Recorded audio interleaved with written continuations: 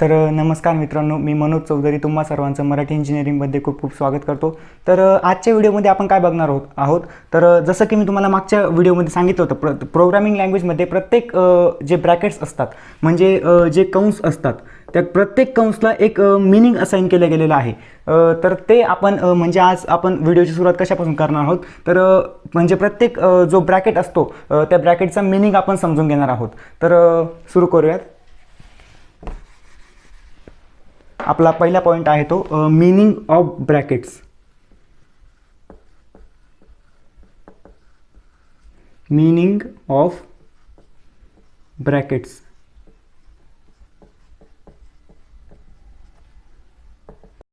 तर प्रोग्रामिंग लँग्वेजमध्ये वेगवेगळ्या प्रकारचे ब्रॅकेट्स असतात, बरोबर. आणि प्रत्येक ब्रॅकेटला एक मिनिंग असाइन केला गेलेला असतो. आणि म्हणजे तो ब्रॅकेट आपण फक्त त्याच पर्पजसाठी यूज करू शकतो, म्हणजे अदर पर्पजसाठी आपण तो यूज करू शकत नाही. आणि जर आपण असं करण्याचा प्रयत्न केला तर कंपायलर आपल्याला एरर थ्रो करतं. त्यामुळे म्हणजे ज्या ब्रॅकेट्स आपल्याला ज्यासाठी म्हणजे ज्या कार्यासाठी यूज करायचं आहे त्याच कार्यासाठी आपण तो यूज केला पाहिजे, बरोबर. आता प्रोग्रामिंग लँग्वेजमध्ये 4 ते 5 प्रकारचे ब्रॅकेट्स असतात.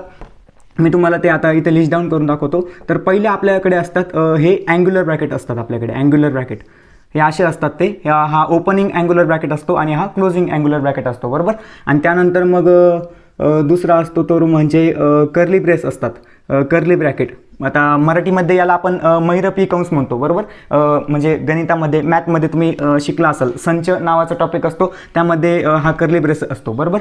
आणि 3 नंबरचा याला कर्ली ब्रॅकेट म्हणतात इंग्लिशमध्ये. आणि 3 नंबरला असतो तो म्हणजे असे ब्रॅकेट असतात गोल कंस मराठीमध्ये. तर यांना पॅरेंथेसिस म्हणतात आपल्या प्रोग्रामिंगच्या भाषेमध्ये. आणि आपण म्हणजे प्रोग्रामिंग आता तुम्ही जेव्हा कोड लिहाल तेव्हा हे शब्द वापरायचे, angular bracket, curly brace, parenthesis. म्हणजे हे शब्द जेव्हा म्हणजे आता जेव्हा तुम्ही जशी कोडिंग कराल आणि तेव्हा तुम्ही हे शब्द वापराल तेव्हाच तुम्हाला बरोबर ते लक्षात राहील. आणि त्यांचे नावं जे आहेत म्हणजे आपले ते प्रोनाऊन्सिएशन पण प्रॉपर झालं पाहिजे त्यांचं. तेव्हा आपण म्हणजे आपल्याला एक फिलिंग असते नाही का, ते आता आपण प्रोनाऊन्सिएशन करण्यामध्ये पण तर तशी आली पाहिजे. आणि हा झाला याला म्हणतात पॅरेंथेसिस. आणि त्यानंतर मग असतात चौथा म्हणजे हे स्क्वेअर ब्रॅकेट असतात, स्क्वेअर ब्रॅकेट. तर ह्या प्रत्येक ब्रॅकेटला एवढे म्हणजे हे ब्रॅकेट झाले, टोटल 4 प्रकार झाले. याला म्हणतात अँग्युलर ब्रॅकेट, याला म्हणतात कर्ली ब्रॅकेट, याला म्हणतात पॅरेंथेसिस आणि याला म्हणतात स्क्वेअर ब्रॅकेट. तर याचा उपयोग कशासाठी होतो, हेडर फाईलला इन्क्लूड करण्यासाठी होतो. इथे मी यूज लिहितो, यूज तुम्ही समजून घ्या ते, मी ते यूज लिहितो. तर हे ब्रॅकेट जे असतात ते आपल्याला हेडर फाईल इन्क्लूड करण्यासाठी आपण यूज करतो. अँग्युलर ब्रॅकेटचा यूज आपण हेडर फाईल इन्क्लूड करण्यासाठी करतो. हेडर फाईल इन्क्लूड लिहितो मी इथे, इन्क्लूड.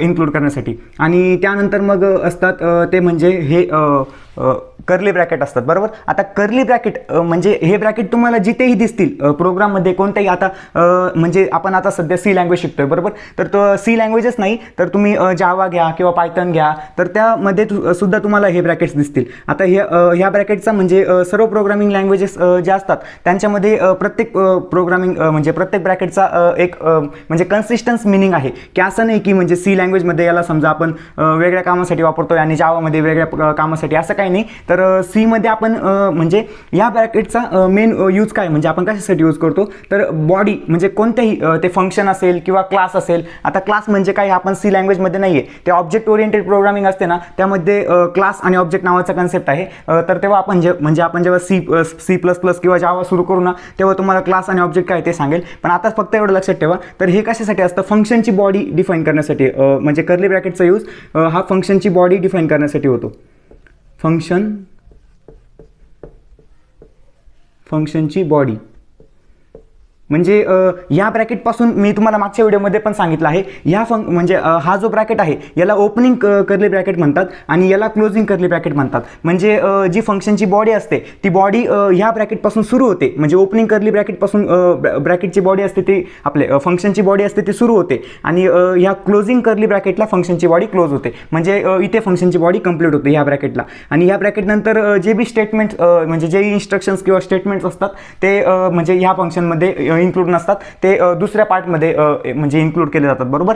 तर एवढं लक्षात ठेवा. आणि मी आता तुम्हाला लगेच म्हणजे कोड लिहून दाखवणार आहे, तर तेव्हा सुद्धा तुम्हाला म्हणजे सांगतो मी की आपण कुठे कुठे कसं कसं लिहितो वगैरे. तर आता एवढं लक्षात ठेवा, हा ब्रॅकेट तुम्हाला जिथेही दिसेल तर तिथे कोणत्या तरी म्हणजे फंक्शन असेल किंवा क्लास असेल त्याची बॉडी सुरू होत आहे, आणि हा ब्रॅकेट दिसेल तिथे त्याची बॉडी एंड होत आहे, बरोबर. आणि म्हणजे आपण जेव्हा आता कोडिंग लिहू तेव्हा मेन फंक्शन, जसं की तुम्हाला सांगितलंय, मेन फंक्शन अतिशय महत्त्वाचं असतं. म्हणजे ते एंट्री गेट असतं प्रोग्रामचं. म्हणजे तिथून प्रोग्रामची जी बॉडी असते ती एक्झिक्यूट होण्यासाठी मेन फंक्शनपासून सुरुवात होते, आणि जेव्हा मेन फंक्शनचं लास्ट इन्स्ट्रक्शन येतं तेव्हा त्या फंक्शनची बॉडी म्हणजे तेव्हा आपण त्या प्रोग्रामचा एंड होतो. म्हणजे त्या लास्ट इन्स्ट्रक्शनला, मेनचं जे लास्ट इन्स्ट्रक्शन असतं तेव्हा प्रोग्रामची बॉडी जी असते ती म्हणजे त्याचं कम्प्लिशन होऊन जातं, एक्झिक्युशन कंप्लीट होतं, बरोबर. आणि हे झालं मग फंक्शनची बॉडी, एवढं लक्षात ठेवा. आणि याला म्हणतात हां, तर 3 नंबरचा ब्रॅकेट काय आपला पॅरेंथेसिस आहे, बरोबर. आता पॅरेंथेसिस म्हणजे हे काय आहे, तर हे सुद्धा आपण फंक्शन सोबतच यूज करतो. म्हणजे याला लेफ्ट पॅरेंथेसिस म्हणतात आणि याला राईट पॅरेंथेसिस म्हणतात, बरोबर. पॅरेंथेसिस, हां, तर याला लेफ्ट पॅरेंथेसिस आणि याला राईट पॅरेंथेसिस म्हणतात. तर हा सुद्धा आपण फंक्शन सोबतच यूज करतो. म्हणजे याला आपण फंक्शनच्या नेमसोबत यूज करतो. आता समजा आपल्याकडे ॲडिशन नावाचं फंक्शन आहे, बरोबर. ॲडिशन नावाचं, तर ॲडिशन म्हणजे आता हे फंक्शनचं नाव आहे, आणि यापुढे आपण असे पॅरेंथेसिस देतो. आता या पॅरेंथेसिसचा मिनिंग आहे, जेव्हा आपण फंक्शन टॉपिक शिकू तेव्हा तुम्हाला म्हणजे अजून डीपमध्ये समजेल. आता मी तुम्हाला म्हणजे सांगितलं, आता हे आपण कशासाठी म्हणजे लिहितो, तर आपण फंक्शनला जे आर्ग्युमेंट पास करतो ना, तर ते आर्ग्युमेंट या म्हणजे आर्ग्युमेंट्स असतात ते आपण म्हणजे ह्या ब्रॅकेटमध्ये लिहितो आपण. दुसरीकडे आपण कुठेही ते आर्ग्युमेंट्स असतील ते लिहू नाही शकत. आता आर्ग्युमेंट्स म्हणजे काय, ऑब्वियसली तुम्हाला म्हणजे माहीत नसणार की आर्ग्युमेंट्स काय असतात वगैरे. तर आपण म्हणजे फंक्शन नावाचा टॉपिक आहे ना, तर तो आपण जेव्हा सुरू करू तेव्हा आर्ग्युमेंट्स काय आहे मग तेव्हा तुम्हाला नक्की समजेल. फक्त आता एवढं लक्षात ठेवा की हे ब्रॅकेट आपण फंक्शन सोबत यूज करतो. म्हणजे फंक्शनच्या नावापुढे हे ब्रॅकेट देतो आणि त्यानंतर मग असे हे कर्ली ब्रॅकेट आपण लिहितो. म्हणजे आता या ॲडिशन नावाचं फंक्शन आहे, हे आर्ग्युमेंट्स घेईल, एक्सेप्ट करेल. जेव्हा आपण कॉल करू तेव्हा त्या म्हणजे हा फंक्शन जर समजा आता 2 नंबर हा एक्सेप्ट करत असेल, समजा आता इथं इंटिजर नंबर 1 नावाचं हे समजा व्हॅरिएबल आहे, आणि इंटिजर नंबर 2 नावाचं हे दुसरं आर्ग्युमेंट. आता याला आर्ग्युमेंट्स म्हणतात, बरोबर. आता मी तुम्हाला सांगून दिलं म्हणजे तुम्हाला कन्फ्युजन होईल. त्यामुळे म्हणजे हे 2 आर्ग्युमेंट्स आहे. आता हा आर्ग्युमेंट नंबर 1 झाला आणि हा आर्ग्युमेंट नंबर 2 झाला, बरोबर. मग आता यांना आपण म्हणजे नंबर 1ला आणि नंबर 2ला आपण डायरेक्ट आपल्या बॉडीमध्ये फंक्शनमध्ये यूज करू शकतो आपण. म्हणजे त्याबद्दल आपण म्हणजे त्यांच्यामध्ये आपण ॲडिशन परफॉर्म किंवा काही ऑपरेशन आपण त्यामध्ये वाटेल ते ऑपरेशन आपण परफॉर्म करू शकतो, बरोबर. मग आता म्हणजे आता आर्ग्युमेंट्स, हे 2 आर्ग्युमेंट्स फंक्शन एक्सेप्ट करत होतं, त्यामुळे आपण लिहिलं. आणि असे म्हणजे फंक्शन आर्ग्युमेंट हे एक्सेप्ट करतं किंवा नाहीही करत. म्हणजे ते काही मॅन्डेटरी नाही आहे की आपण आर्ग्युमेंट पास केलेच पाहिजे. तर काही असे सुद्धा फंक्शन्स असतात तर ते म्हणजे एकही आर्ग्युमेंट एक्सेप्ट करत नाही. मग त्यामुळे आपल्याला हे ब्रॅकेट्स जे असतात ना ते आपल्याला ब्लँक ठेवावे लागतात. म्हणजे समजा सपोज जर फंक्शन एकही आर्ग्युमेंट एक्सेप्ट करत नसेल तर असे ब्रॅकेट असतात. पण हे मस्ट आहे, म्हणजे हे द्यावेच लागतील तुम्हाला. असं तुम्ही म्हणाल हे फंक्शन एकही आर्ग्युमेंट एक्सेप्ट करत नाही आहे तर मी याला लिहतच नाही, तर असं चालणार नाही. म्हणजे कंपायलर लगेच तुम्हाला त्या केसमध्ये एरर 100% थ्रो करणार. कंपायलर लगेच म्हणेल ते ब्रॅकेट्स पाहिजेलच तिथे, त्याशिवाय आपला कोड रन होणार नाही. म्हणून अशा फंक्शन म्हणजे आर्ग्युमेंट एक्सेप्ट करेल किंवा नाही करणार, आपल्याला हे द्यावं लागेल म्हणजे लागेल. जर तो म्हणजे एक्सेप्ट करत असेल तर आर्ग्युमेंट इथं लिहायचे, नसेल करत तर याला ब्लँक ठेवायचं, एम्प्टी ठेवायचं, पण लिहायचंच. हे लक्षात ठेवा, हे मस्ट आहे, हे मस्ट आहे. हां, मग एवढं लक्षात ठेवा. हे पॅरेंथेसिस झाला. पॅरेंथेसिसचा उपयोग काय आहे तर म्हणजे ह्याला आपण आर्ग्युमेंटसाठी यूज करतो, आर्ग्युमेंटसाठी.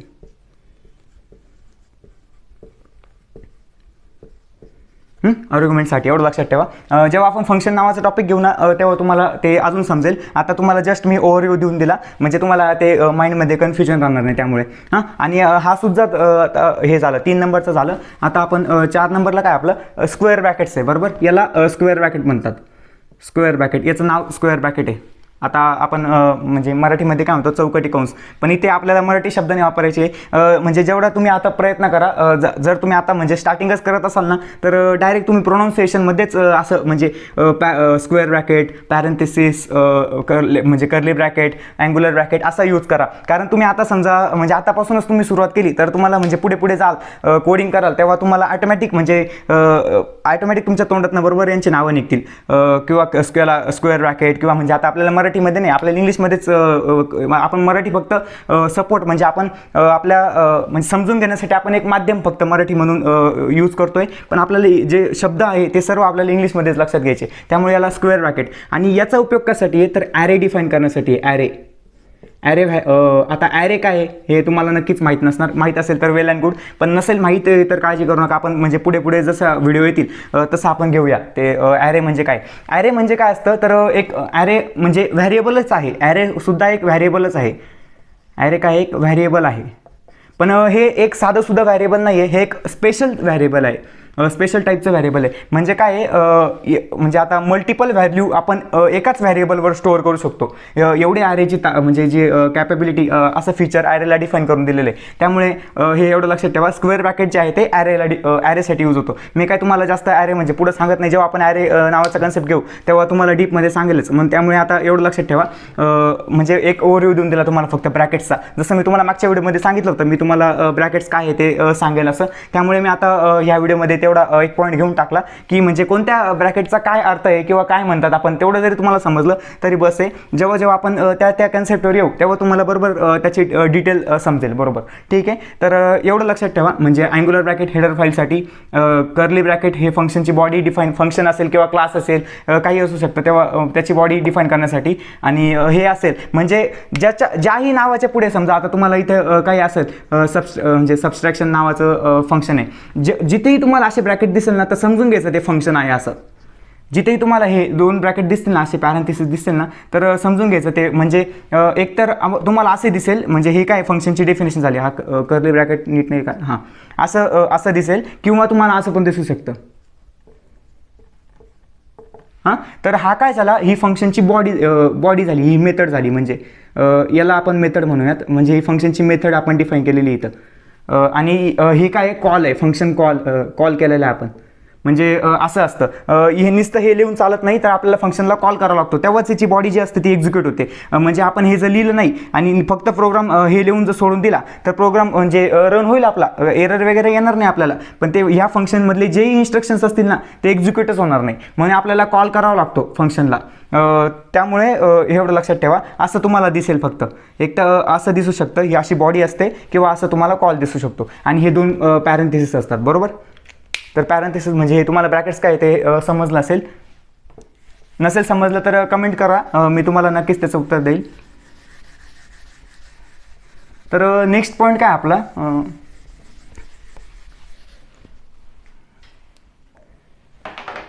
आता म्हणजे आपल्याला कोडिंग सुरू करायची आहे, तर त्यासाठी जे आहे ते आपल्याला प्रिंटएफ आणि स्कॅनएफ म्हणजे अतिशय महत्त्वाचे दोन फंक्शन्स आहे, म्हणजे ते इनपुट आउटपुट ऑपरेशनसाठी यूज केले जातात. म्हणजे तुम्ही सी लँग्वेजचे कोड कुठेही बघा, तुम्हाला सर्वात जास्तीत जास्त म्हणजे ह्या दोनच फंक्शनचा यूज करायला दिसेल. ते म्हणजे कोणते दोन, टू फंक्शन्स आहे ते, टू फंक्शन्स.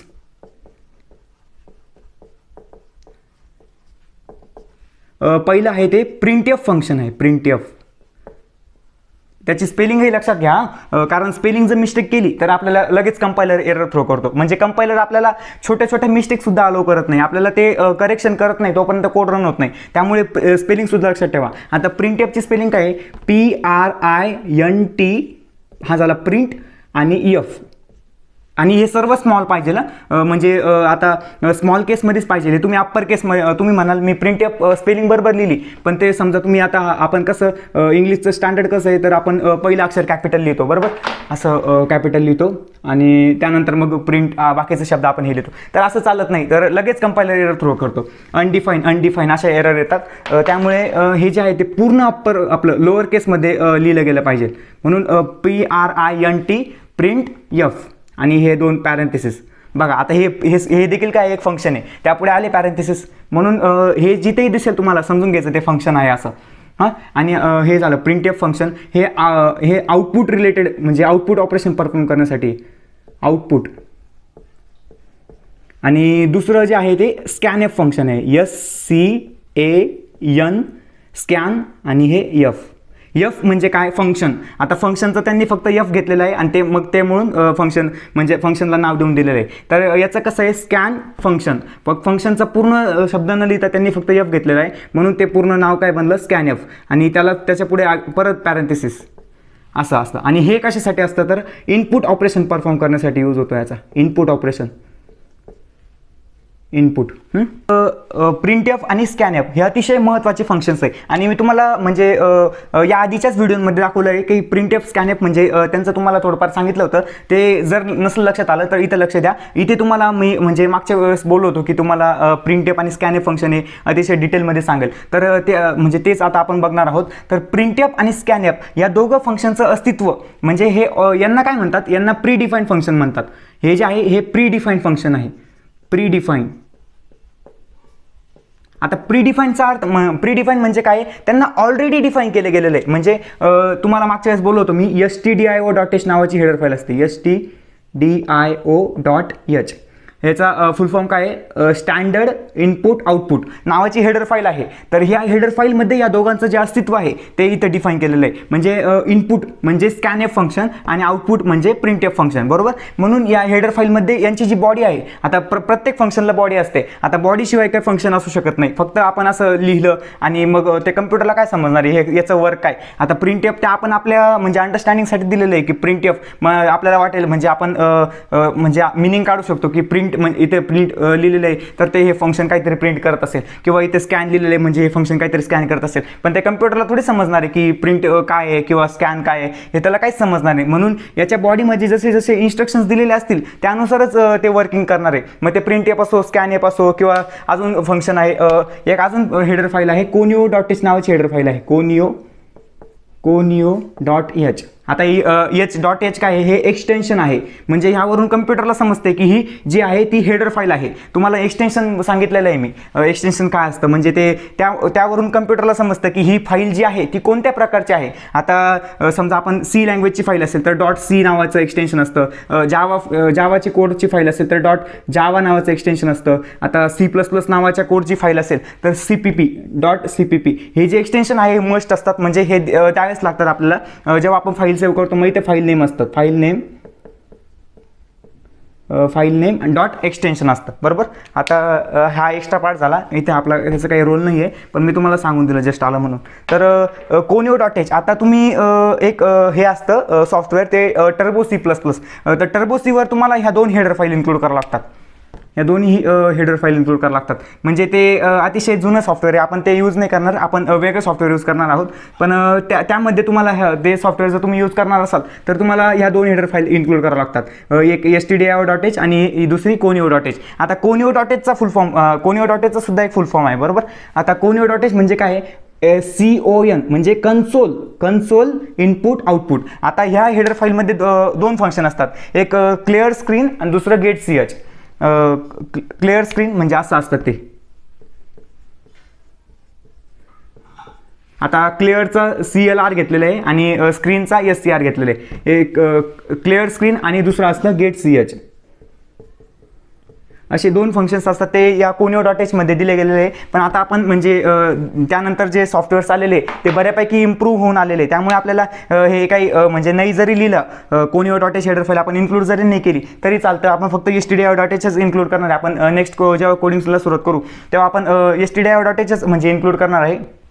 conio.h हे जस्ट तुम्हाला म्हणजे माहिती पाहिजे. आता तुम्हाला समजा आता मी सांगितलं फक्त stdio.h आणि तुम्ही समजा दुसरा कोड बघितला तर तिथे तुम्हाला conio.h दिसेल. मग तुम्ही म्हणाल अरे यार हे तर आपल्याला सांगितलेलंच नाही आहे. मग असं नको व्हायला म्हणून मी तुम्हाला आधीच सांगून दिलेलं की conio.h सुद्धा हेडर फाईल असते. म्हणजे अशा म्हणजे ह्या दोनच हेडर फाईल नाही आहे, बऱ्याच हेडर फाईल आहे. आता हे आपण म्हणजे जसं जसं आपल्याला लागेल ना तसं तसं आपण शिकू, बरोबर. आता एक्स्ट्रा जर तुम्हाला आधीच म्हणजे सांगून दिलं जे गरजेचं नाही ते पण सांगून दिलं तर मग तुम्हाला हे पण नीट लक्षात राहणार नाही. आणि म्हणजे हे पण नाही ते पण नाही असं करण्यापेक्षा एकच आपण थोडं थोडं शिकू, पण जास्त शिकू, म्हणजे जास्त डीपमध्ये शिकू आणि तुम्हाला लॉंग टर्ममध्ये लक्षात राहील असं शिकू, बरोबर. आणि ते एकच खट्टे म्हणजे आता सगळे हेडर फाईल तुम्हाला मी तो एक्सप्लेन म्हणजे एनलिस्ट करून सर्व तुम्हाला एक्सप्लेन वगैरे करून देईल. मग तुम्हाला काय ते लक्षात राहणार नाही ते. त्यामुळे जे म्हणजे आपण स्टेप बाय स्टेप जाऊ, पण मग ते म्हणजे जास्त कन्सेप्ट क्लिअर करून घेऊ आपण. मेन म्हणजे काय आपलं कन्सेप्ट क्लिअर झाले पाहिजे, बाकी काही नाही.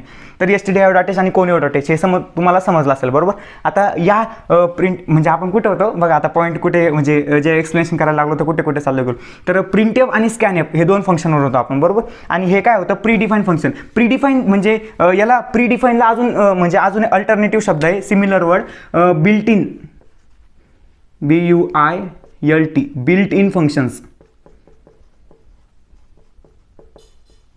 म्हणजे यांना जे आहे बिल्ट इन फंक्शन सुद्धा म्हणतात. आता तुम्हाला असं शब्द यूज करू शकतात, what is mean by built in functions, what is mean by pre defined functions. तर हे दोघं जे आहे ना, या दोघांचे अर्थ जे आहे ते एकच आहे. म्हणून यांचा म्हणजे अर्थ काय आहे की ऑलरेडी म्हणजे आधीच त्या फंक्शनची जी बॉडी आहे ती लिहिली गेलेली आहे. ती डेनिस रिचेद्वारेच ती बॉडी जी आहे ती लिहिली गेलेली आहे. म्हणजे आपल्याला फक्त त्या फंक्शनला कॉल करायचा आणि त्याचा जो म्हणजे जे फंक्शन ज्या वर्कसाठी कामं येतं त्यासाठी आपण त्याला यूज करायचं, फक्त त्याला कॉल करायचा आणि ते फंक्शन जेवढा नंबर ऑफ आर्ग्युमेंट्स एक्सेप्ट करत असेल तेवढं आपण त्याला फक्त पास करायचे. मग ऑटोमॅटिक त्या फंक्शनला जशी म्हणजे जी बॉडी एक्झिक्यूट म्हणजे आपल्याला जशी बॉडीमध्ये इन्स्ट्रक्शन्स दिलेले असतील तसे बरोबर ते ऑटोमॅटिक वर्क करतं फंक्शन. बरोबर. हां, तर प्री डिफाईन आणि बिल्ट इन म्हणजे काय, ऑलरेडी डिफाईन केले गेलेले आहे. म्हणजे या stdio.h नावाच्या हेडर फाईलमध्ये stdio.h नावाच्या हेडर फाईलमध्ये ह्या दोन्हीही फंक्शनचा जे अर्थ म्हणजे जे काम आहे, जे वर्क आहे ते म्हणजे ऑलरेडी डिफाईन केलं गेलेलं आहे ह्या हेडर फाईलमध्ये. त्यामुळे आपल्याला प्रोग्राममध्ये सुरुवात जी आहे ती stdio.h म्हणून आपण ही हेडर फाईल, या फंक्शनचा जो कम्प्युटरला अर्थ कळायला पाहिजे त्यामुळे आपण ही हेडर फाईल इन्क्लूड करतो. जेव्हा ही हेडर फाईल आपण इन्क्लूड करतो तेव्हा या फंक्शनच्या ज्या बॉडी असतात त्या बॉडी हे रिप्लेस होऊन जातात. मी तुम्हाला ते मागे एक्सप्लेन केलेलं आहे, ती व्हिडिओची लिंक तुम्हाला डिस्क्रिप्शनमध्ये दिलेली आहे, तुम्ही तेवढी बघून घ्या म्हणजे तुम्हाला ते समजेल. प्रिंटएफ स्कॅनएफ म्हणजे stdio.h मध्ये काय असतं ते वगैरे तर तिथं दिलेलं आहे. आता आपण प्रिंटएफ स्कॅनएफ झालं ते म्हणजे stdio.h मध्ये त्यांचं अस्तित्व दिलेलं आहे. बरोबर. आता आपण प्रिंटएफचा काय उपयोग आहे आणि स्कॅनएफचा काय उपयोग आहे ते एकदा सांगतो. आता तुम्हाला तर म्हणजे सांगितलंच आहे आउटपुट आणि इनपुट, मग त्यांना आपण उपयोग म्हणजे वापर कसा करतो आपण, त्यांचा सिंटॅक्स कसा असतो ते आपण लक्षात घेऊया. बरोबर.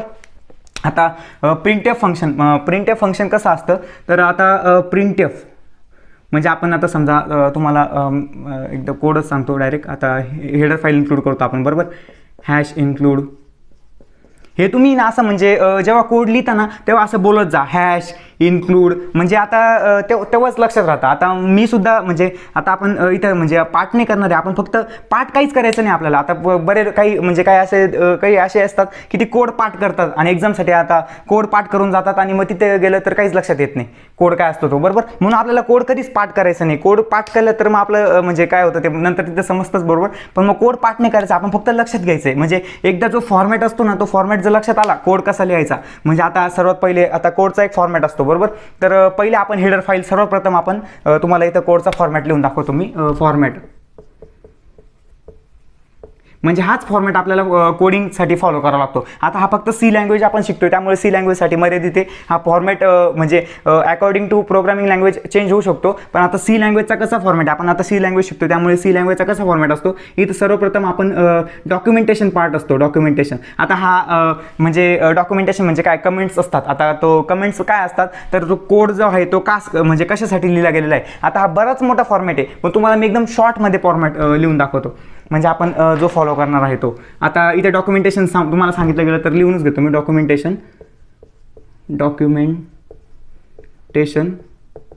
म्हणजे इथे आपण ते कोडबद्दल म्हणजे आता हा कोड जो आपण समजा हा कोड जो लिहिलेला आहे तर याचं काम काय वगैरे, हा कोड कोणी लिहिलेला आहे किंवा कधी लिहिला गेलेला आहे, म्हणजे ही इन्फॉर्मेशन आपल्याला कशासाठी लागते जेव्हा आपण कोड मेंटेनन्ससाठी ओपन करतो. आता तुम्हाला सॉफ्टवेअर इंजिनिअरिंग नावाचा सब्जेक्ट आहे, सॉफ्टवेअर इंजिनिअरिंग. तर सॉफ्टवेअर इंजिनिअरिंगमध्ये तुम्हाला सर्व हे जे आहे म्हणजे ती प्रोसेस असते ते SDLC मॉडेल असतात.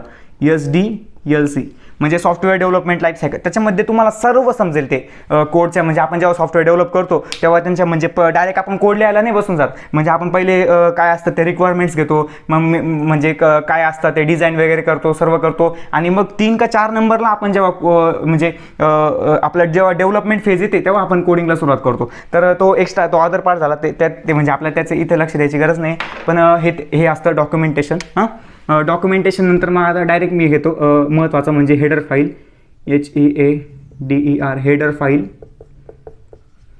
त्यानंतर मग आपण असतं ते आपलं आता अजूनही म्हणजे तुम्हाला जर सांगितलं ते खूप मोठा फॉर्मॅट आहे तो.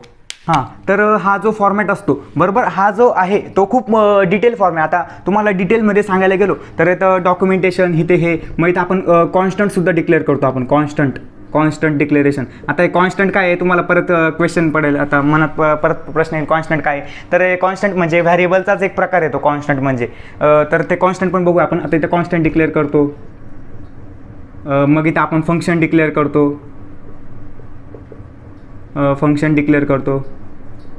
आणि डिक्लेरेशन, आणि त्यानंतर मग आपलं येतं ते म्हणजे व्हॉइड मेन. अतिशय महत्त्वाचं मस्ट, मी तुम्हाला परत परत सांगतोय, मेन फंक्शन जे आहे ते आपल्याला लिहावं लागतं म्हणजे लागतं. आता समजा तुम्ही जर खूप मेहनत करून समजा तुम्ही 100 फंक्शन्स लिहिले तुमच्या कोडमध्ये, आता समजा तुमचा एकदा मोठा प्रोजेक्ट आला, तो त्या प्रोजेक्टमध्ये समजा तुम्ही सी लँग्वेजमध्ये कोडिंग करत आहात बरोबर, आणि तुम्ही समजा म्हणजे प्रत्येक कामासाठी वेगवेगळं फंक्शन बनवलं आणि ते फंक्शन सर्व लिहिले, आणि तुम्ही समजा तुमच्या प्रोग्राममध्ये मेन फंक्शन जे आहे हे मेन फंक्शन लिहायचंच विसरले. म्हणजे असं तर कोणी विसरत नाही जनरली, कोणी ते बरोबर लक्षात राहतंच मेन फंक्शन, कारण आपल्या ज्या कोडची सुरुवात आहे तीच मेन फंक्शनपासून होते, तर हे कोणी विसरत नाही. पण मग म्हणजे तुम्हाला मेन फंक्शनचं जे काय महत्त्व आहे तेच तुम्हाला सांगून देतोय. फक्त मेन फंक्शन जे आहे ते प्रत्येक ठिकाणी आपल्याला लिहावं लागतं, म्हणून इथं असतं ते मेन फंक्शन असतं, मेन फंक्शन. आणि त्यानंतर मग आपले जे अदर फंक्शन्स असतात त्या फंक्शनची बॉडी असते अदर फंक्शन्स. बघा मी तुम्हाला म्हणजे पहिल्याच व्हिडिओमध्ये सांगितलं होतं ते नाही का, आपलं म्हणजे सी लँग्वेज जी आहे ती कोणती आहे, तर प्रोसिजर ओरिएंटेड प्रोग्रामिंग लँग्वेज आहे. प्रोसिजर ओरिएंटेड प्रोग्रामिंग लँग्वेजमध्ये आपण कसा म्हणजे टॉप डाऊन अप्रोच फॉलो करतो. टॉप डाऊन म्हणजे वरून खाली येतोय बघा आपण. आता मेन फंक्शन, मग मेन फंक्शन नंतर बॉडी, दुसरे फंक्शन, मग त्या फंक्शन, मग आपण बघा वरून खाली येतोय. आपला प्रवाह जो फ्लो आहे आपला तो वरून टॉप डाऊन, आपला टॉप डाऊन अप्रोच आपण फॉलो करतोय. म्हणून असे म्हणजे बघा, आता इथं जर मी तुम्हाला तेव्हा सांगितलं नसतं तरी म्हणजे ती व्हिडिओ जर तुम्ही बघितली नसेल तर त्याची लिंक डिस्क्रिप्शनमध्ये दिलेली आहे, तेवढं बघून घ्या. म्हणजे टॉप डाऊन काय असतं, प्रोसिजर ओरिएंटेड काय असतं, तर ते बघून घ्या. म्हणजे तुम्हाला जस्ट सांगून दिलं. आता हा जो असा फॉर्मॅट असतो आपला कोड लिहिण्याचा, म्हणजे आपण सर्वप्रथम आपण डॉक्युमेंटेशन लिहितो, मग हेडर फाईल इन्क्लूड करतो, मग आपण कॉन्स्टंट समजा आपल्या प्रोग्राममध्ये असतील तरच आपण लिहू, किंवा आपण स्किप पण करू शकतो. हे ऑप्शनल आहे, म्हणजे OPT ऑप्शनल हे लक्षात ठेवा, हे काही मस्ट नाही आहे. जर असेल तर गरज ते आपण लिहू, हे ऑप्शनल आहे. फंक्शन डिक्लेरेशन, आता समजा आपल्या प्रोग्राममध्ये फंक्शन्स असतील तरच आपण डिक्लेअर करू, नसेल तर यालासुद्धा आपण ऑप्शनल म्हणू शकतो. पण असं काही नाही, आपल्या प्रोग्राममध्ये अदर फंक्शन्ससुद्धा असतात, मेन सोडून सुद्धा अदर फंक्शन्स असतात, तर याला काही ऑप्शनल म्हणून चालणार नाही. आणि या अदर फंक्शन म्हणजे हे जे आहेत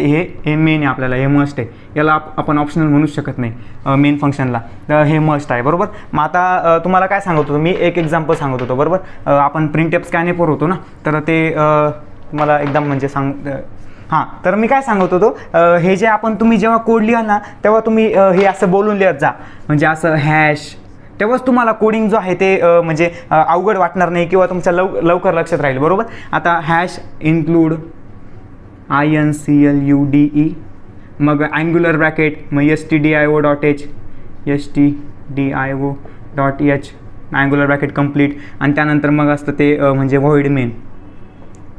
आता सध्या तर एवढंच तुम्ही लक्षात ठेवा, ते डॉक्युमेंटेशन वगैरे ते खूप ॲडव्हान्स झालं, हे जस्ट तुम्हाला ओव्हरव्ह्यू मी सांगून दिला. आता व्हॉइड मेन हां, आता हे फंक्शन झालं व्हॉइड मेन. आणि त्यानंतर मग तुम्हाला सांगितलं बघा, आता हे ते ब्रॅकेट्स तुम्हाला सांगितले होते ना, इथं हेडर फाईल आपण stdio.h अँग्युलर ब्रॅकेट नाव यूज करून आपण हेडर फाईल इन्क्लूड केली बरोबर. आणि आपण म्हणजे आता हे पॅरेंथिसिसने आपण मेन फंक्शनच्या पुढे पॅरेंथिसिस लिहिले. तुम्हाला म्हटलं होतं ना, हे जिथे दिसेल ते फंक्शन समजून घ्यायचं, तर मग हे मेन फंक्शन आहे बरोबर. आता मेन फंक्शनची कर्ली ब्रॅकेटपासून बॉडी सुरू झाली, आणि इथे समजा त्याची बॉडी एंड झाली. हां, मग एवढंच, मध्ये यामध्ये जेवढाही कोड असेल मग तो इकडून तिकडं जसं जसं आपण कॉल करू तसं बरोबर प्रोग्रामचा फ्लो म्हणजे कंपायलर बरोबर ते तसं एक्झिक्यूट करतं. आणि आपण मग आता समजा प्रिंटएफ नावाचं फंक्शन इथं घेतलं. हां, आता प्रिंटएफ PRINTF, ही स्पेलिंग मिस्टेक करू नका फक्त प्रिंटएफची. आणि मग त्यामध्ये असं आपण डबल कोट्स देतो, याला म्हणतात डबल कोट्स. म्हणजे आपण मराठीमध्ये नाही का दुहेरी अवतरण चिन्ह, तर हे असतं इथं डबल कोट्स. इथं काय दुहेरी वगैरे म्हणजे अवतरण चिन्ह वगैरे नका म्हणून, डायरेक्ट तुम्ही डबल कोट्स एवढं लक्षात ठेवा, याला डबल कोट्स म्हणता. म्हणजे हे ओपनिंग डबल कोट्स आहे आणि हे क्लोजिंग आहे. आणि यामध्ये जो तुम्ही मेसेज लिहाल,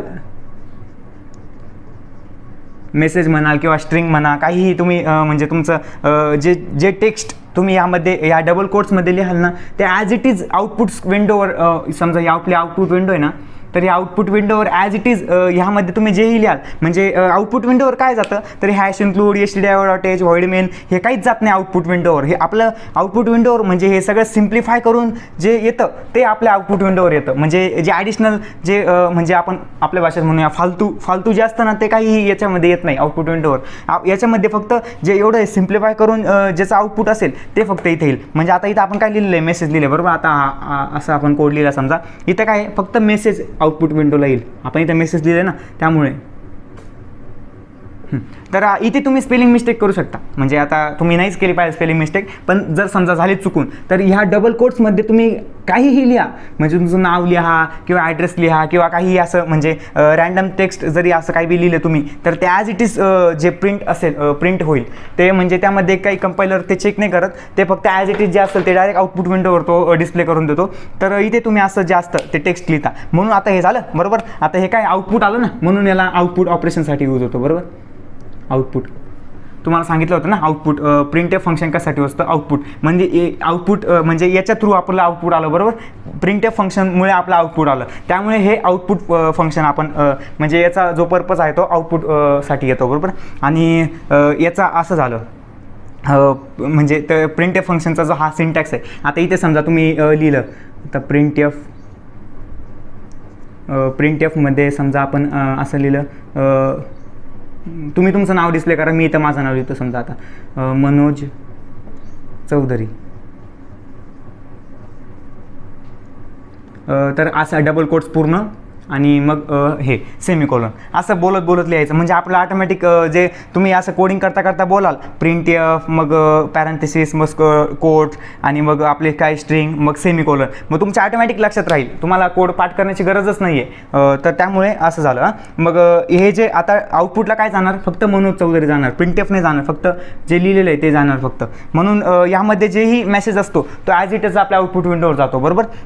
तर ते हां तर ते झालं. प्रिंटएफ फंक्शन काय आहे ते समजलं. आणि यामध्ये अजूनही म्हणजे प्रिंटएफ फंक्शनचा अजूनही यूज आहे की म्हणजे एखादी व्हॅरिएबल असेल समजा, आता व्हॅरिएबल नावाचा कन्सेप्ट आपण नेक्स्ट येणाऱ्या व्हिडिओमध्ये बघूयात. पण व्हॅरिएबल काय असतात तर आता समजा आपल्याला एखाद्याची व्हॅल्यू, आता समजा इथं आपण एखाद्याकडनं इनपुट घेतलं, आता समजा एखादा फॉर्म आहे तर त्या फॉर्ममध्ये काय आहे एखादं म्हणजे तुम्ही नाव डिस्प्ले केलं, म्हणजे तुम्हाला आता सांगितलं एखादा फॉर्म डिझाईन करा आणि त्या फॉर्ममध्ये समजा इनपुट घ्या आणि ते इनपुटमध्ये ज्याही म्हणजे समजा तुम्ही नाव एक्सेप्ट केलं आणि रोल नंबर एक्सेप्ट केला तर ते तुम्ही ॲज इट इज डिस्प्ले करा. तर ते डिस्प्ले करण्यासाठी आपण मग काय करू, समजा इथं तुम्हाला सांगितलं असं एक टेक्स्ट फील्ड आहे, तर टेक्स्ट फील्डमध्ये समजा तुम्ही नेम घ्या आणि इथे समजा अशी ही जी आहे ही ग्राफिकल प्रोग्रामिंग झाली. पण आपण इथं काय करतोय कन्सोलवर आपण कोडिंग करतोय त्यामुळे असे टेक्स्ट फील्ड वगैरे येत नाही. पण मग तुम्हाला मी ते उदाहरण देतोय म्हणून तुम्हाला असं सांगतोय. नेम लावला आणि रोल नंबर घ्यायला लावला. तर आपण हे काय करू, नेम नावाचं एक व्हॅरिएबल बनवू आणि त्यावर आपण नेम स्टोअर करू आणि रोल नंबर नावाचं एक व्हॅरिएबल बनवून त्यावर रोल नंबर स्टोअर करू. आणि जेव्हा आपण डिस्प्ले करू तेव्हा फॉर्मॅट स्पेसिफायर नावाचा जो कन्सेप्ट आहे आपण तो बघणार आहेत. त्यामध्ये त्याचा यूज करून आता फॉर्मॅट स्पेसिफायर कसं असतात, असा % नावाचा सिम्बॉल असतो, म्हणजे डेटा टाईप डिफाईन करण्यासाठी. डेटा टाईप कोणता डेटा टाईप आहे ना ते प्रिंट करण्यासाठी आपल्याला फॉर्मॅट स्पेसिफायरचा यूज करावा लागतो. तर ते फॉर्मॅट स्पेसिफायर भरपूर आहे. %d आहे, %f आहे, परत %c आहे, %s आहे, %x आहे. आता म्हणजे भरपूर आहे ते, तुम्ही गुगलवर देखील सर्च करू शकता. आता आपण फक्त एवढेच यूज करतो, मेन म्हणजे हे जे आहे ना हेच आपण सर्वात जास्त यूज करतो. बाकीचे जे आहे ते रेअरली एकदम लागतात आपल्याला, पण बाकीचे तरी आपल्याला म्हणजे अंडरस्टँडिंगसाठी माहिती पाहिजे. आणि जेव्हा जेव्हा तुम्ही असं एक्सपर्ट बनाल कोडिंगमध्ये तेव्हा तुम्हाला म्हणजे एवढं काही मॅटर नाही करत ते बरोबर. तुम्ही तेव्हा म्हणजे तुम्हाला जेव्हा डेटा टाईप म्हणजे प्रॉपर लक्षात येईल तेव्हा तुम्हाला बरोबर समजेल कोणत्या ठिकाणी कोणता फॉर्मॅट स्पेसिफायर यूज केला गेला पाहिजे असं बरोबर. मग आता समजा आपण तर प्रिंटएफ फंक्शन जे आहे ते फॉर्मॅट स्पेसिफायर यूज करून फॉर्मॅटेड टेक्स्ट स्ट्रिंगसुद्धा म्हणजे डिस्प्ले करण्यासाठी सुद्धा यूज होतो. आता कोणतीही स्ट्रिंग समजा हे करू, आता फॉर्मॅटेड टेक्स्ट स्ट्रिंग प्रिंट करण्यासाठी सुद्धा प्रिंटएफचा उपयोग होतो. आता फॉर्मॅटेड टेक्स्ट स्ट्रिंग म्हणजे काय असतं तर आपण कोणत्याही स्ट्रिंगला जेव्हा आपण समजा म्हणजे कोणत्याही स्ट्रिंगमध्ये जेव्हा आपण या फॉर्मॅट स्पेसिफायरचा यूज करतो तर त्या स्ट्रिंगलाच फॉर्मॅटेड स्ट्रिंग असं म्हणतात. आता काय झालं म्हणजे त्याचा अर्थ तुमच्या आता लिहून दाखवतो तेव्हाच तुम्हाला लक्षात येईल, असं तुमच्या डोक्यात जात असेल. तर समजा माय नेम इज आणि इथे समजा एखाद्या व्हॅरिएबलची आपण व्हॅल्यू डिस्प्ले करतोय बरोबर. इथे समजा आपण एखाद्या व्हॅरिएबलची म्हणजे ते आपण जेव्हा युजरकडनं एक्सेप्ट करू आणि मग इथं आपण डिस्प्ले करू. आता समजा युजरने एंटर केलं मनोज तर इथं मनोज डिस्प्ले होईल, किंवा युजरने एंटर केलं राहुल तर इथं राहुल डिस्प्ले होईल.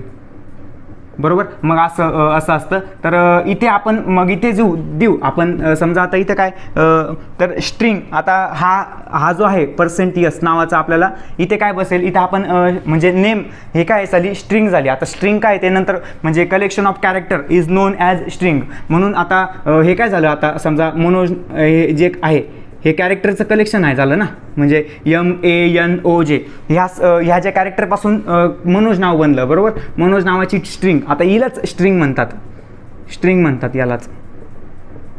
तर ते आपण पुढे बघूयाच, यालाच स्ट्रिंग म्हणतात. म्हणून आता स्ट्रिंग प्रिंट करायची आपल्याला, त्यामुळे आपण इथं %s नावाचा जो फॉर्मॅट स्पेसिफाय आहे तो इथे लिहिलं. आता इथं तुम्ही म्हणाल मी %d लिहितो, नाही चालणार ते. त्याचं आस्की मग %d जर लिहाल ना तुम्ही तर एरर नाही येणार तुम्हाला. तर याचा जो आस्की कॅरेक्टर असतील, मनोज नावाचे जे आस्की कॅरेक्टर असतील ना, तर आस्की म्हणजे काय असतं अमेरिकन, म्हणजे त्याचा जो कोड फुल फॉर्म आहे तो सुद्धा आपण आस्की कॅरेक्टर्स जे असतात ना, म्हणजे प्रत्येक कॅरेक्टरला एक व्हॅल्यू डिफाईन केली गेलेली आहे. तर ती आस्की कॅरेक्टर काय ते आपण नेक्स्ट येणाऱ्या व्हिडिओमध्ये बघूयात. पण आता तुम्हाला ते सांगून एक्स्ट्रा हे नाही करत. फक्त एवढं लक्षात ठेवा, फॉर्मॅटेड आता यालाच म्हणतात फॉर्मॅटेड टेक्स्ट स्ट्रिंग, मी म्हटलं ना तुम्हाला. तर आपण याची डेफिनेशन कशी करू शकतो, तर the string which is used with format specifier is called as formatted text string. म्हणजे काय, कोणत्याही स्ट्रिंगला आपण जेव्हा फॉर्मॅट स्पेसिफायर सोबत यूज करतो तेव्हा त्या स्ट्रिंगला किंवा मेसेजला फॉर्मॅटेड टेक्स्ट स्ट्रिंग असे म्हणतात. Formatted text string. हां, तर हे जेव्हा तुम्ही कराल ना तेव्हा तुम्हाला बरोबर समजेल. आता जास्त तुम्ही नसलही समजलं, काहीही नसेल समजलं यामध्ये तरी टेन्शन नका घेऊ. जेव्हा आपण कोडिंग करून तेव्हा बरोबर तुम्हाला समजेल. आता हे एवढं लक्षात ठेवा, म्हणजे फॉर्मॅटेड टेक्स्ट स्ट्रिंगसुद्धा त्याच्या म्हणजे प्रिंटेपचे तुम्हाला यूज सांगतोय ना, म्हणून मी तुम्हाला हे फॉर्मॅटेड टेक्स्ट स्ट्रिंग सांगितलं.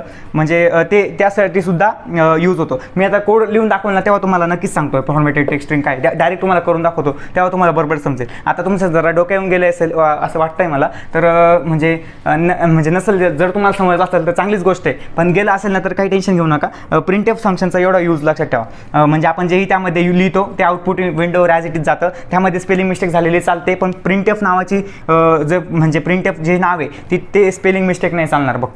फक्त त्यामध्ये जे आपण लिहू या डबल कोट्समध्ये लिहू ते काय ॲज इट इज ते जातं. बरोबर. आता हे झालं प्रिंटएफ फंक्शन. आता स्कॅनएफ फंक्शन घेऊ आपण. दुसरं आपलं आहे ते आउटपुट ऑपरेशन झालं. आता आपण इनपुट ऑपरेशनवर जरा फोकस करू.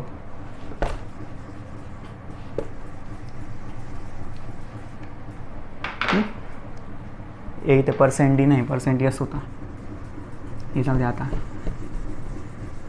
तुम्हाला रिकामं कन्फ्यूज करायचं नाही आहे मला, हे फॉर्मॅट स्पेसिफायर पण नाही.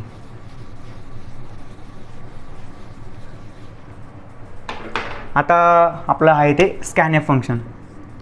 स्कॅनएफ फंक्शन तुम्हाला जसं की मागच्या वेळेसच सांगितलं होतं. स्कॅनएफ फंक्शन कशासाठी असतं, तर युजरकडनं इनपुट एक्सेप्ट करण्यासाठी, म्हणजे युजर ज्याही व्हॅल्यू एंटर करेल त्या व्हॅल्यू एक्सेप्ट करायच्या, म्हणजे ते एखाद्या व्हॅरिएबलवर स्टोअर करायच्या आणि त्या प्रोग्राममध्ये आपल्याला कॅल्क्युलेशन करण्यासाठी प्रोग्राममध्ये घेऊन यायच्या. एवढं काम फक्त स्कॅनएफ फंक्शनचं आहे. आता समजा आपण आपल्या जी मेथड आहे, समजा आपण स्कॅनएफला ड्रॉ करू. आता एक व्यक्ती म्हणून आपण त्याला, आता याचं नाव आहे म्हणजे हे फंक्शन आहे ते स्कॅनएफ. खूप महत्त्वाचं आहे म्हणून त्याला आपण हसवू जरा, कारण तो स्ट्रेसमध्ये राहिला तर बरोबर तो काम करणार नाही. म्हणून आपण समजा आता हे स्कॅनएफ फंक्शन आहे. हा व्यक्ती जो आहे तो स्कॅनएफ फंक्शनचा रोल परफॉर्म करतोय. Scanf function parenthesis. तर हा काय करेल, समजा हा युजर आहे. बरोबर. हा युजर आहे. तर हा काय करेल, म्हणजे आता हा कोणाला दिसत नाही, हा इनविजिबल व्यक्ती. आता जस्ट मी तुम्हाला उदाहरण देतोय म्हणून सांगतोय. तर हा जो आहे हा इनविजिबल पार्ट आहे एवढा, आणि हा युजर जो आहे तो विजिबल आहे. म्हणजे आता आणि युजर जेही एंटर करेल, समजा आता युजरने त्याचं स्वतःचं नाव टाकलं, समजा युजरने त्याचं नेम एंटर केलं, त्यानंतर समजा आता नेम एंटर केलं, तर हा स्कॅनएफ काय करेल, या नेमला एका व्हॅरिएबलवर स्टोअर करेल. आता जेही व्हॅरिएबल आपण प्रोग्राममध्ये डिफाईन केलेलं आहे, तर त्या व्हॅरिएबल आता समजा युजरने त्याचं नेम समजा राहुल टाकलं. तर राहुलला काय करेल, तो नेम नावाचं समजा आपण प्रोग्राममध्ये व्हेरिएबल डिफाईन केलेलं आहे बरोबर. तर हा स्कॅनएप काय करेल, ही व्हॅल्यू उचलून गेली इथून. म्हणजे आता कन्सोलवर जेव्हा आपण राहुल एंटर करेल, युजर जो आहे तो कन्सोलवर राहुल एंटर करेल बरोबर. आता त्याला आपण समजा इन्स्ट्रक्शन देऊ एंटर युअर नेम, तर तो राहुल त्याचं नेम एंटर करेल बरोबर. मग हा स्कॅनएप काय करेल, ते राहुल नाव जे आहे ते घेऊन घेईल, म्हणजे एक्सेप्ट करेल, हे उचलून घेईल. आपल्या भाषेत सांगतो मी, असं प्रोग्रामिंगमध्ये वेगळं मेकॅनिझम असतं. तर आता आपल्या भाषेत लक्षात ठेवा, हे काय करेल, तो कन्सोल विंडोवरनं म्हणजे उचललं त्याने आणि यावर स्टोअर करून दिलं इक्वल टू राहुल. हां, मग जेव्हाही आपण समजा आता प्रिंटएफमध्ये आपण समजा म्हणजे आपल्याला आता काय करायचं आहे, त्यांनी म्हणजे आपण असं इन्स्ट्रक्शन दिलं एंटर युअर नेम, आणि आपल्याला जेव्हाही युजर एंटर करेल तेव्हा आपण त्याला एक मेसेज डिस्प्ले करू, वेलकम राहुल, वेलकम मनोज, असं काही म्हणजे जेही नेम एंटर होईल त्या म्हणजे त्यापुढे आपण वेलकम लावू आणि मग ती स्ट्रिंग आपण एक प्रिंट करू बरोबर. मग आता आपल्याला समजा तसा प्रोग्राम लिहायचा आहे, तर आपण प्रिंटएफ लिहू आणि इथे समजा आपण वेलकम लिहू, WELCOM बरोबर. आणि इथे समजा आपण तुम्हाला सांगितलं ना मी फॉर्मॅटेड टेक्स्ट स्ट्रिंग, त्यामुळे इथे नेम घेतलं, नेम म्हणून इथे %s आला. हां, आणि इथे नेम हे दिसत नसेल कदाचित तुम्हाला. तर असं करून आपण ते म्हणजे स्कॅनएफ फंक्शनचं जे वर्क आहे ते समजलं असेल तुम्हाला. म्हणजे ते काय करतं, जेव्हाही आपण नेमची व्हॅल्यू जेव्हा आपण प्रिंट करू तेव्हा राहुल डिस्प्ले होईल. आता सध्या तरी त्याच्यावर राहुल स्टोअर आहे म्हणून नेमची व्हॅल्यू काय आता राहुल. म्हणजे आपण नेमला कधीही तुम्ही प्रिंट करा, जोपर्यंत तुम्ही नेमवर दुसरी व्हॅल्यू, आता स्कॅनएप जोपर्यंत दुसरा युजर आला, समजा दुसरा युजर आला, त्याचं नाव काय आहे, समजा राकेश आहे, तर राकेश आला आणि त्यांनी समजा त्याचं नाव एंटर केलं तर नेमवर राकेश येईल. मग हा स्कॅनएप काय करेल, ही व्हॅल्यूला ओव्हरराईड करेल. म्हणजे या व्हॅल्यूला त्याला ओव्हरराईड म्हणतात. आपला प्रोग्रामिंगचे शब्द वापरूयात आपण जरा. आता ही व्हॅल्यू म्हणजे डिस्कार्ड करेल हां, आणि डिलीट करेल समजा, आणि त्यालाच म्हणतात ओव्हरराईड, आणि त्यावर राकेश नावाचे हे होईल.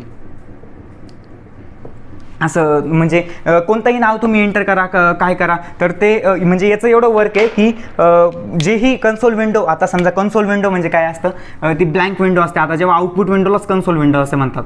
आता काहींना वाटत असेल कन्सोल विंडो काय, कन्सोल विंडो म्हणजे काय, जी आउटपुट विंडो ही पूर्ण ब्लँक असते. हा पूर्ण कलर जो असतो ना तो पूर्ण ब्लँक असतो तिचा, आउटपुट विंडोचा. आणि तिथे समजा असं पूर्ण समजा तुम्ही जर लॅपटॉप असाल तर ही व्हिडिओ संपल्यानंतर तुम्ही कमांड प्रॉम्प्ट ओपन करा लॅपटॉपवर, तेव्हा तुम्हाला म्हणजे ती कमांड प्रॉम्प्टची विंडो असते ना तिलाच कन्सोल विंडो असं म्हणतात.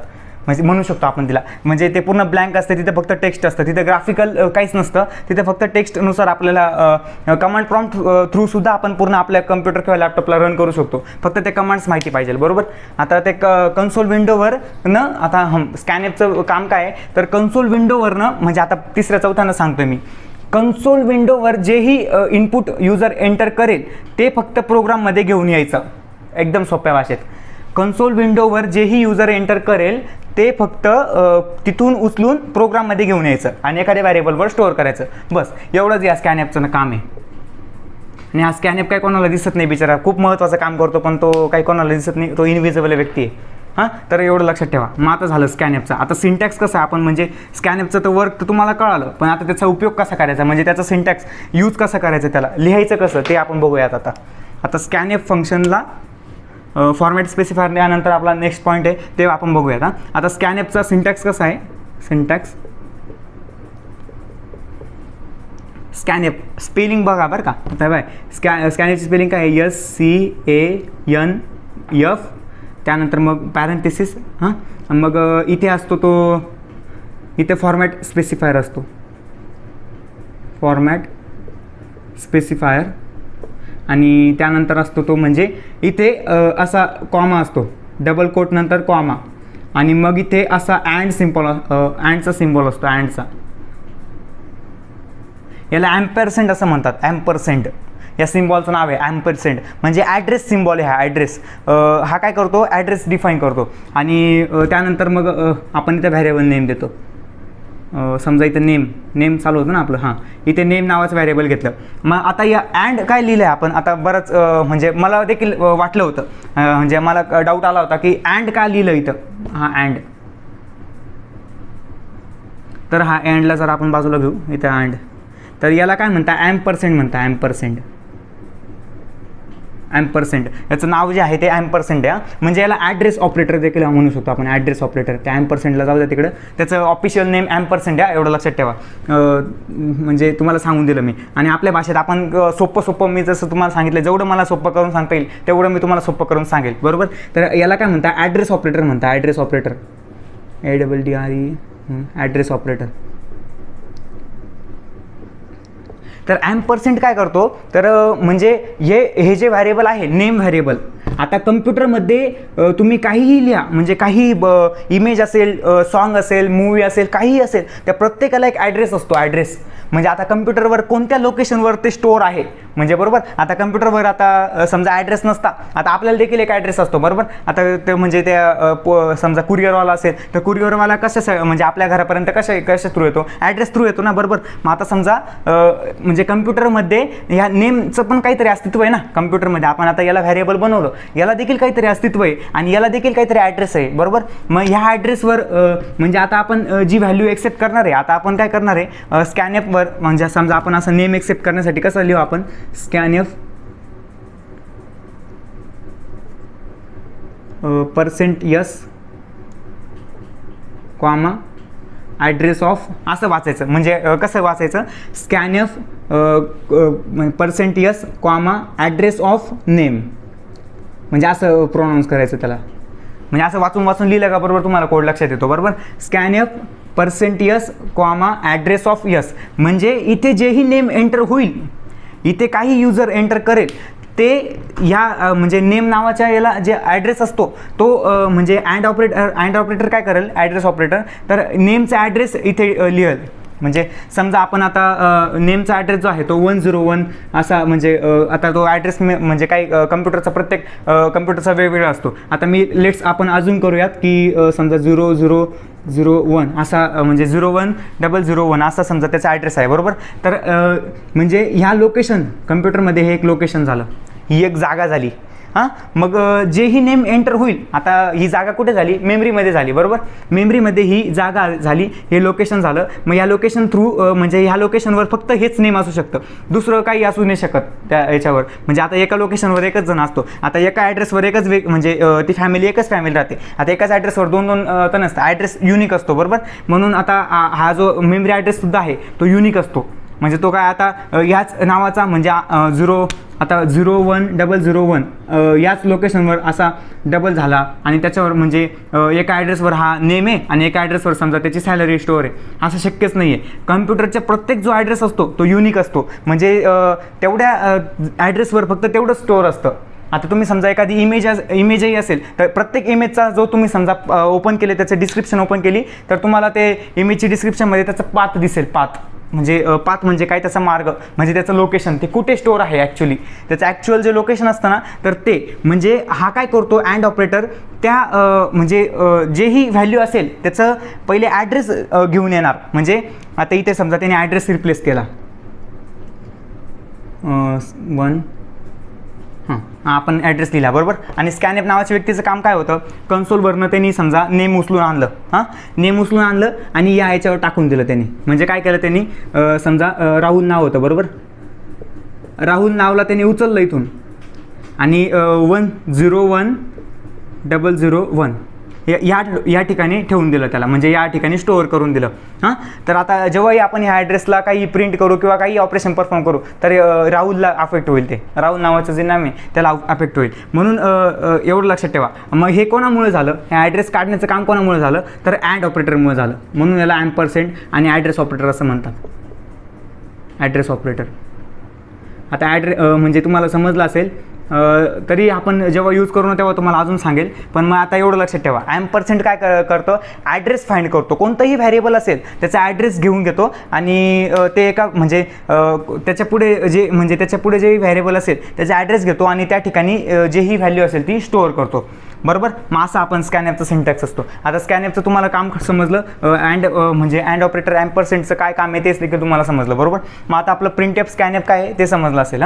आता कोडिंग आणि म्हणजे जरा थोडंफार डोक्यावरून जात असेल ना तर टेन्शन घेऊ नका, कारण म्हणजे कोडिंग जसं जसं तुम्ही कराल तेव्हा तसं तसं तुम्हाला बरोबर समजेल. हे म्हणजे मी स्वतः अनुभव केलेलं आहे. म्हणजे आता मला पण समजत नव्हतं स्टार्टिंगला, जे मी अनुभव केले ना, आता म्हणजे तुम्हाला पण ते वाटत असेल म्हणून मी तुम्हाला आधीच सांगून देतो. आता मला पण असंच वाटलं होतं, अरे काय समजत नाही, काय स्कॅनएफ हे अँड वगैरे काय आहे, स्कॅनएफ काय आहे, तसं आपण कसं यूज करायचं काय. पण जसं जसं वापरू ना तेव्हा तुम्हाला बरोबर समजेल. आता त्यामुळे म्हणजे आता तुम्हाला काही डोक्यावरून जात असेल तर व्हिडिओ बंद करून मग पुढचं काम करा, असं काही करू नका.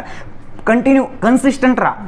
म्हणजे आता तुम्हाला शिकायचं आहे ना, आता तुम्ही केलेली ना व्हिडिओ प्ले तर पूर्ण बघा. नाही समजलं तर परत एकदा बघा, नाही समजलं तर पुन्हा कमेंटमध्ये सांगा. मी कमेंटमध्ये तुम्हाला पूर्ण उत्तर देतो. आणि मग तुम्हाला तर म्हणजे एवढं तरी तुम्ही समजणार नाही, एवढं तर तुम्ही काय हे नसाल तर तुम्हाला नक्कीच समजेल. म्हणजे व्हिडिओ जरी तुम्ही आता म्हणजे मागे घेऊन परत बघितलं तरी तुम्हाला नक्कीच समजेल. एवढंही टेन्शन. आणि जरी तुम्हाला नाही समजलं म्हणजे तर तुम्हाला पुढे कोडिंग करू तेव्हा तुम्हाला नक्कीच समजेल, बरोबर. एवढंही काही हे नाही येते. म्हणजे आपण जेवढं त्याला आता समजा आता एकदम अवघड समजलं आणि ते डोक्यावर समजा एकदम डोक्यावर जाऊ दे, याला डोक्यावर नाही जाऊ द्यायचं, याला जास्त याला म्हणजे आता एवढं मनावर नाही घ्यायचं की समजा अरे अवघड आहे असं जर म्हटलं तर अवघडच वाटतं. सोपं आहे असं जर म्हटलं तर सोपंच वाटेल, बरोबर. म्हणून जेव्हा तुम्ही कोडिंग कराल ना तेव्हा तुम्हाला असं अजून करा, अरे आपल्याला कोडिंग येते, आपण शिकतो, फक्त कोड लिहितो आपण, एवढं लक्षात ठेवा. म्हणजे असं फिलिंग येऊ द्यायची की आपल्याला ऑलरेडी कोडिंग येते, आपण फक्त कोड लिहितो आहे, एवढे आपण फिलिंग घ्यायची. आणि कोड लिहिताना ते वाचून कोड लिहायचा, बस एवढंच माझं इन्स्ट्रक्शन्स आहे, ते लक्षात ठेवा. हे झालं आपलं. दुसरा काय पॉईंट होता आपला, मिनिंग ऑफ ब्रॅकेट. त्यानंतर मग काय होतं आपलं प्रिंटएफ स्कॅनएफ फंक्शन बघितलं आपण. प्रिंटएफ आणि स्कॅनएफ फंक्शन बघितलं. आता त्यानंतरचा जो पॉईंट आहे आपला फॉर्मॅट स्पेसिफायर नावाचा पॉईंट होता आपला. 3 नंबरचा पॉईंट आहे आपला format specifier. Last point format specifier. तर फॉर्मॅट स्पेसिफायर आता तुम्हाला सांगितलं मी, फॉर्मॅट स्पेसिफायर प्रिंटएफ सोबत पण यूज होतो आणि स्कॅनएफ सोबत पण यूज होतो, बरोबर. आता फॉर्मॅट स्पेसिफायर जे असतात ते तुम्हाला आता आताच ह्याच व्हिडिओमध्ये मी लिस्ट डाऊन करून दाखवले होते, बरोबर. आता पुन्हा एकदा मी ते आता आपल्याला हा पॉईंट एक्सप्लेन करायचा आहे त्यामुळे मी तुम्हाला पुन्हा एकदा लिस्ट डाऊन करून दाखवतो. %d जे जास्तीत जास्त म्हणजे मोस्ट कॉमनली आपण यूज करतो ना तेच तुम्हाला दाखवतो मी. बाकीचे जे आहे ना ते म्हणजे आता यांचे ना खूप आहेत. हे फॉर्मॅट स्पेसिफायर आहे ना हे प्रत्येक डेटा टाईपसाठी वेगवेगळे आहेत, बरोबर. आता जे जास्तीत जास्त यूज होतं ना तेच तुम्हाला सांगेल मी. एक्स्ट्रा जे सांगून ते रुकामं तुमच्या डोक्यावरून म्हणजे जाण्यापेक्षा ना जे महत्त्वाचं आहे तेवढंच आपण शिकू. आणि जेव्हा तुम्ही आता अजून एक्सप्लोअर कराल तेव्हा तुम्ही बरोबर सर्च कराल. पण आता जेवढं महत्त्वाचं आहे तेवढंच मी म्हणजे जास्तीत जास्त जे यूज होतं ना हेच यूज होत आहे बघा. %d यूज होतो जास्त. त्यानंतर मग %f जास्त यूज होतो. %c देखील यूज होतो आणि %s. बस एवढे 4 जे आहे ना, एवढे 4 जरी तुम्ही आता सध्या ॲज अ बिगिनर लक्षात ठेवले ना तरी मोर इनफ येते. कारण जास्तीत जास्त आणि नंतर जर तुम्ही म्हणजे जसं तुम्हाला एक्सपिरियन्स येईल कोडिंगमध्ये तेव्हा तुम्ही बरोबर ते म्हणजे एक्स्ट्रा शिकाल.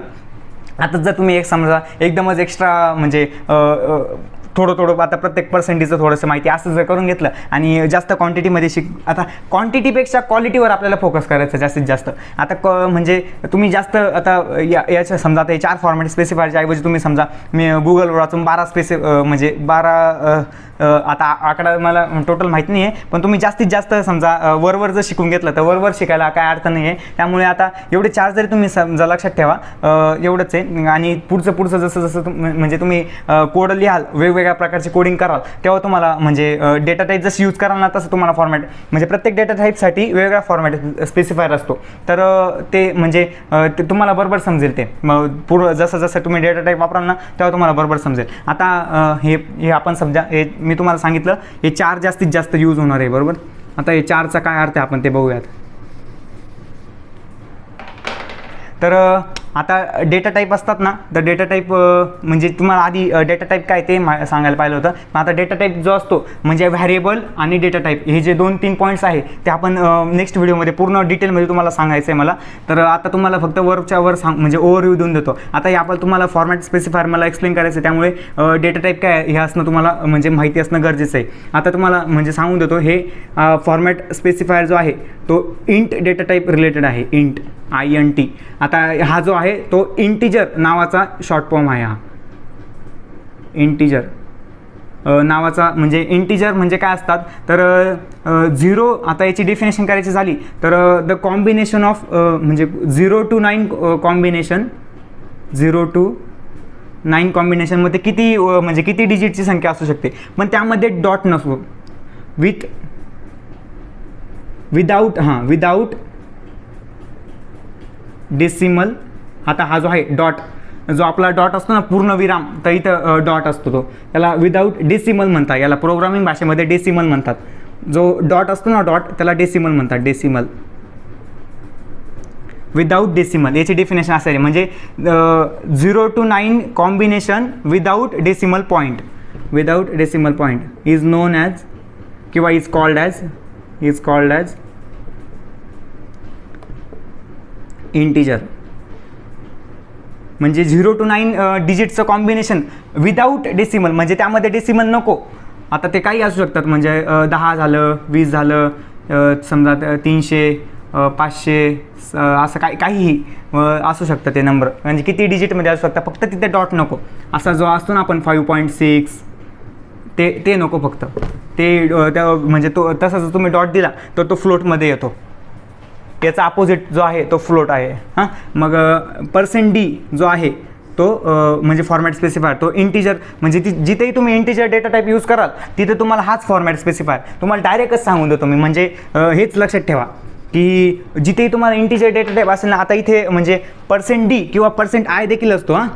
%i म्हणजे %dच्या म्हणजे ऑरला %i देखील आहे बरं का. पण आय म्हणजे मी आता एवढं बघितलं आहे ते हे कोणी यूज करत नाही. आय जास्तीत जास्त हाच मोस्ट पॉप्युलर आहे, हा एकदम %d हाच यूज होतो. म्हणून इंटिजर डेटा टाईप्ससाठी %d नावाचा फॉर्मॅट स्पेसिफायर यूज होतो, बरोबर, एवढं लक्षात ठेवा. आणि त्यानंतर मग हे आहे तो फ्लोट. हा जो डेटा टाईप आहे हा फ्लोट आहे, फ्लोट. आणि हा काय असतो, याची डेफिनेशन आपण कशी केली, 0 to 9 combination without decimal point. आणि फ्लोटची डेफिनेशन कशी आहे तर 0 to 9 combination with dot with decimal point with. आता याचं कसं म्हणजे फ्लोटची डेफिनेशन कशी असते, फ्लोटची 0 to 9 कॉम्बिनेशन विथ, म्हणजे त्यामध्ये असतो बरं का डेसिमल पॉईंट जो आहे तो असतो तरच त्याला फ्लोट म्हणतो आपण. आणि जर समजा नसेल तर मग तो इंटिजर म्हटला जाईल ना. म्हणून आता असला, आता तुम्हाला म्हणजे पर्सेंटेज जेव्हा समजा तुमची टक्केवारी असते ती त्यामध्ये डेसिमल पॉईंट असतो, मग समजा ते किती असेल 99.99 किंवा 89. असं काही असू शकतं, ते 80.81 असं असतं ना. हा जो आहे ना हा डेसिमल पॉईंट, यामुळे याला फ्लोट म्हणतात. म्हणजे जे तुम्ही समजा आपण एक प्रोग्राम लिहू आपण तेव्हा तुम्हाला फ्लोट काय ते समजेल. मग आता फ्लोट म्हणजे काय डेफिनेशन समजली, 0 to 9 combination with decimal point. मग आता फ्लोटचं उदाहरण काय झालं, हेच झालं 0.1, 1.3, 3.14 वगैरे, हे सर्व फ्लोटचे उदाहरण झाले. आणि 10, 20, 30 हे सगळे इंटिजरचे हे झाले फ्लोट. आणि त्यानंतर मग तिसरा जो आहे तो